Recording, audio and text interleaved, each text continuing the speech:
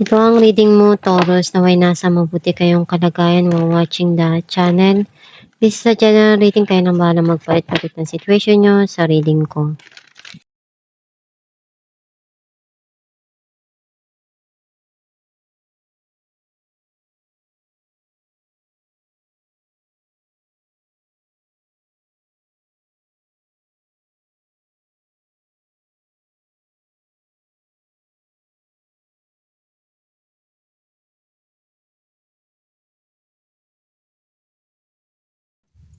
Bottom of the deck, 9 of Wands.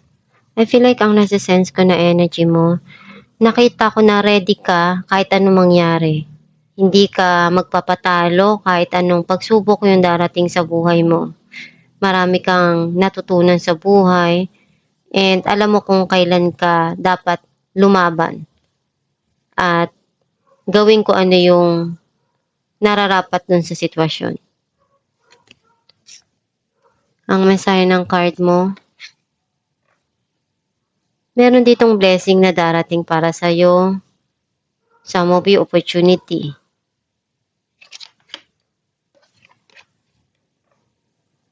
Unti-unti ka nang nagiging okay sa mga pinagdaanan mo or may gusto kang gawin or puntahan. May nangyari sa nakaraan na kailangan na tapusin kasi para sa'yo magulo na, hindi na tama. And ngayon may papasok na pagsisimula dito.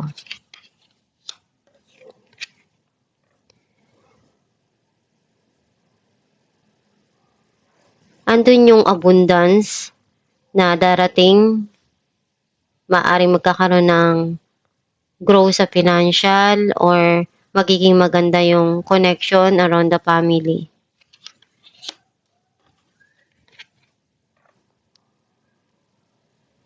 Ipaglalaban mo kung ano yung kaya mo, kung ano yung karapatan mo, or gagawin mo lahat ng paraan na alam mo para makatulong dun sa sitwasyon.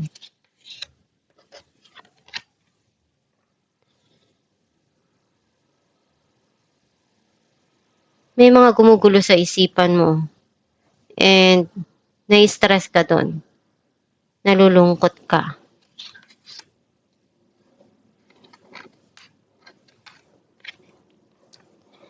Alam mo sa sarili mo kung ano yung magpapasaya para sa'yo at iyon yung dapat mong sundin. Kung ano yung desire ng puso mo, gawin mo. Huwag kang mag-rely sa sinasabi ng iba.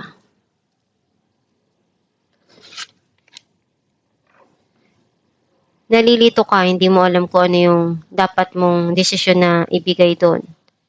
You feel undecided or andun yung nagbubulag-bulagan ka kahit alam mo kung ano yung mali or pagkakamali dun sa sitwasyon. Some of you, meron kang pinagdaanan sa buhay na malalagpasan mo. Clarify natin na Ace of Pentacles. King of Cups and Death. Andun yung pagmamahal nitong tao na to and meron siyang ibibigay na regalo or ipaparamdam yung pagmamahal niya and isa yun sa malaking pagbabago na mangyayari sa buhay mo or may darating na pagbabago na gusto niyang gawin ngayon para sa sarili niya, para dun sa mga pangarap niya. Some of you, meron siyang opportunity na gusto niyang i-grab kasi alam niyang isa yun sa makakatulong para sa kanya at sa mga pangarap niya. Clarify natin ang The Tower. Page of Pentacles and the Moon.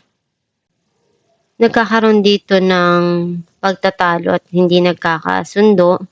And andun yung may mga bagay na hindi mo nakikita na nangyayari. Maaring may naninira and merong naiinggit and hindi mo alam kung ano yung gagawin mo. Clarify natin ang Seven of Wands. Eight of Pentacles and the Fool. Nakita ko na andun yung pagsusumikap mo and gusto mong gawin kung ano yung kaya mo para ma-achieve mo yung goal mo. Lahat ng alam mong paraan gagawin mo para makuha mo kung ano yung pangarap mo. Clarify natin ang the Hierophant.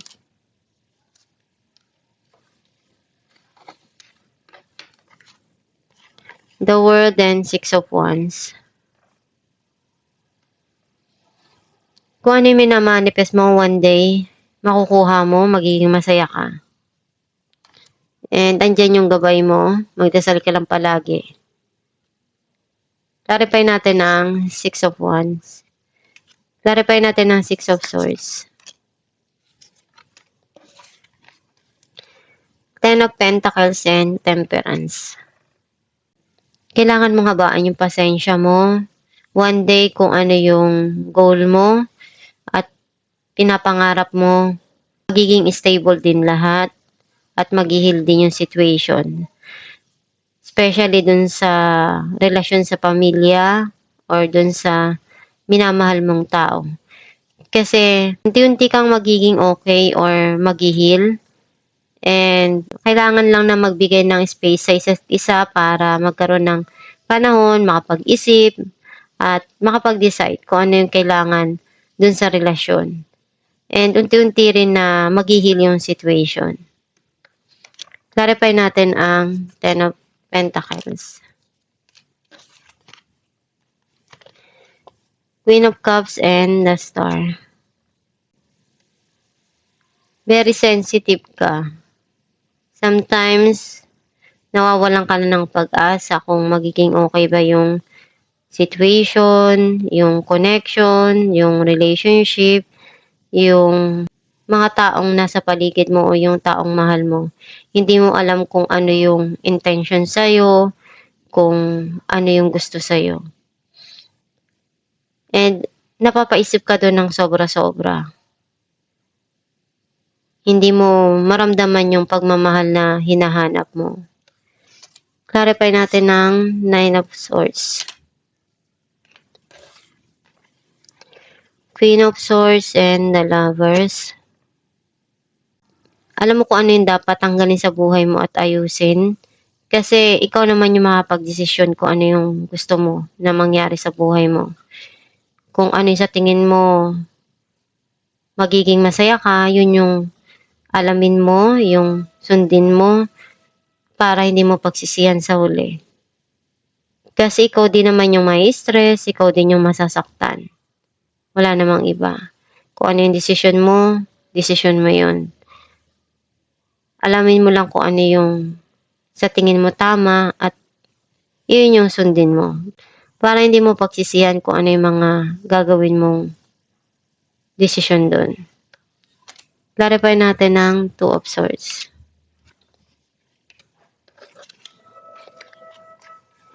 Five of Swords and the Magician. Gusto mo nang iwanan, alisan yung mga bagay na masakit para sa'yo. Kasi gusto mong ayusin yung sarili mo. And marami kang pagsubok na experience and alam mo na kung paano mo i-handle yung bawat situation sa buhay mo. Marami kang naranasan at na-overcome mo naman yung mga pinagdaanan mo. At kung ano yung dumarating ngayon sa buhay mo, malalagpasan mo yan. Alamin natin kung ano mensahe para sa'yo.